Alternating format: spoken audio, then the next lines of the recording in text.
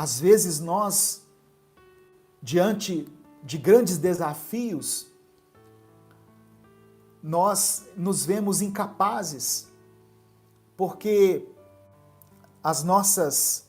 os nossos feitos até hoje não representam muitas coisas, sabe? Talvez você se vê pequeno demais diante daquilo que Deus quer fazer através da sua vida. Eu quero ler junto com você o livro de Êxodo, Êxodo capítulo 3, do verso 1 ao verso 16. Moisés pastoreava o rebanho de seu sogro Jetro, que era sacerdote de Midian. Um dia levou o rebanho para o outro lado do deserto e chegou a Horebe, o monte de Deus. Ali o anjo do Senhor lhe apareceu numa chama de fogo que saía do meio de uma sarça. Moisés viu que, embora a sarça estivesse em chamas, esta não era consumida pelo fogo. Versículo 3. Que impressionante, ele pensou. Por que a sarça não se queima? Vou ver isso de perto. O Senhor viu que ele se aproximava para observar. E então, do meio da sarça, Deus o chamou. Moisés, Moisés. Eis-me aqui, respondeu ele. Então disse Deus, não se aproxime, tire as sandálias dos pés, pois o lugar em que você está é terra santa. Disse ainda, eu sou o Deus de seu pai, o Deus de Abraão, o Deus de Isaque, o Deus de Jacó. Então Moisés cobriu o rosto, pois teve medo de olhar para Deus. Disse o Senhor, de fato tenho visto a opressão sobre o meu povo no Egito, e também tenho escutado o seu clamor, por causa dos seus feitores, e sei quanto eles estão sofrendo. Por isso desci para livrá-lo das mãos dos egípcios e tirá-los daqui para uma terra boa e vasta, onde manam leite e mel, a terra dos cananeus, dos hititas, dos amorreus, dos ferezeus, dos heveus e dos jebuseus.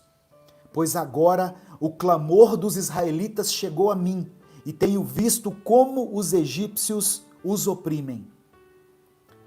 Vá, pois, agora, eu o envio ao faraó para tirar do Egito o meu povo, os israelitas. Moisés, porém, respondeu a Deus, quem sou eu para apresentar-me ao faraó e tirar os israelitas do Egito? Deus afirmou, eu estarei com você. Esta é a prova de que sou eu quem o envia. Quando você tirar o povo do Egito, vocês prestarão culto a Deus neste monte.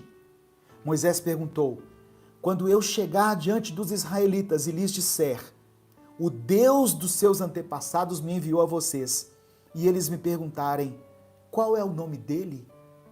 Que lhes direi? Disse Deus a Moisés, eu sou o que sou. É isso que você dirá aos israelitas, eu sou, me enviou a vocês. Disse também Deus a Moisés, diga aos israelitas, o Senhor, o Deus dos seus antepassados, o Deus de Abraão, o Deus de Isaque, o Deus de Jacó, enviou-me a vocês. Este é o meu nome para sempre, nome pelo qual serei lembrado de geração em geração. Vá, reúna as autoridades de Israel e diga-lhes, o Senhor, o Deus dos seus antepassados, o Deus de Abraão, de Isaque e de Jacó, apareceu a mim e disse, eu virei em auxílio de vocês, pois vi o que lhes tem sido feito no Egito. Então, por ser um bom pastor no meio do deserto, onde não há recursos, Deus confia a Moisés o papel de um libertador. Só que Moisés se encheu de dúvidas, se encheu de argumentos. Quando nós recebemos uma promessa de Deus e as circunstâncias não são favoráveis a nós, nós também permitimos que a dúvida seja gerada em nosso coração. Amém? Só que Deus disse para Moisés, eu serei contigo. Eu serei contigo. Teve um momento que Moisés falou assim, eu não sei nem falar direito, Deus. Alguns estudiosos acreditam que ou ele era gago, porque ele disse que era pesado de boca e de língua. Alguns acreditam que Moisés era gago, ou que, por ser hebreu, mas criado entre os egípcios, ele tinha um sotaque meio estranho, sabe? Então o fato é que Moisés não se achava capaz de realizar a obra que Deus havia confiado a ele. E nós também somos assim. Olhamos para nós mesmos, observamos a nossa limitação, a nossa incapacidade e nos esquecemos de que nós servimos a um Deus que opera no sobrenatural. Deus não opera no plano natural. Deus não depende dos recursos naturais para fazer aquilo que Ele quer fazer. Deus só depende que nós digamos a Ele, eis-me aqui, Senhor. Quando ouvir a voz de Deus te chamando para algo, apenas diga, eis-me aqui, Senhor. Só isso. Não olhe para a sua vida, não olhe para a sua limitação. Se Deus te chamou, se Deus te escolheu, certamente Ele é quem vai te capacitar. Amém?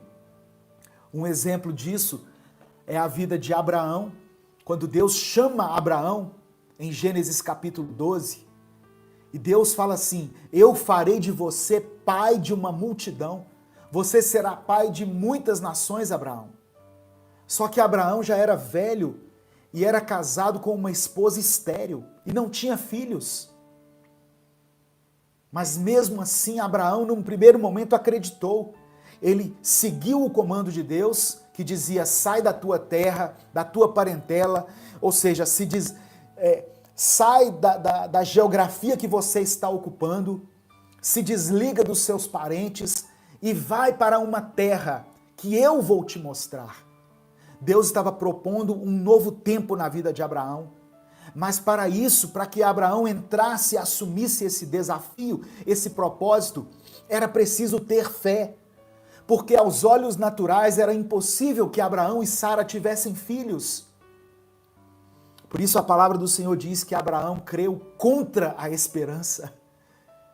Por isso ele é chamado o pai da fé. Onde não haviam possibilidades, ele acreditou nas impossibilidades. Aleluia.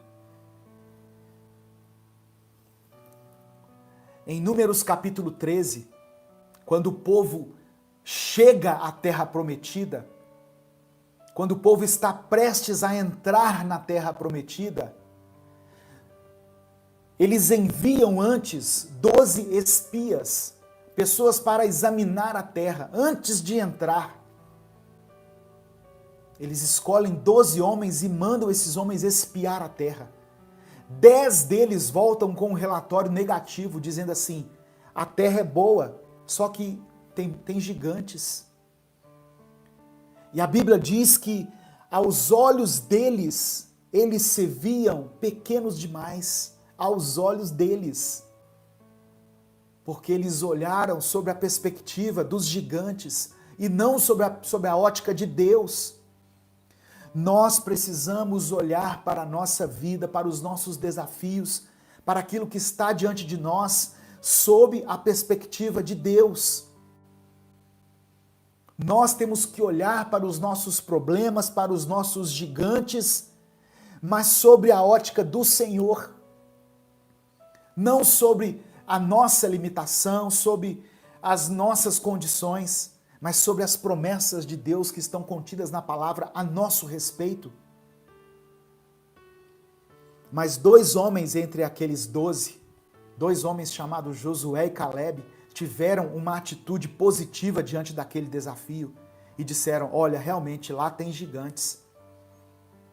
Só que esses gigantes, eles poderão ser derrotados por nós. Se Deus quiser, Se Deus nos capacitar, Ele poderá fazer com que nós derrotemos esses gigantes. A nossa atitude, o nosso olhar, a nossa positividade ou a nossa negatividade diante dos problemas, diante dos obstáculos, vai determinar as nossas conquistas. Nós precisamos olhar para a nossa vida como Deus a vê, como Deus nos enxerga, não como o mundo nos enxerga, não como o inimigo nos enxerga, não como as pessoas nos veem, mas como Deus nos vê. Amém?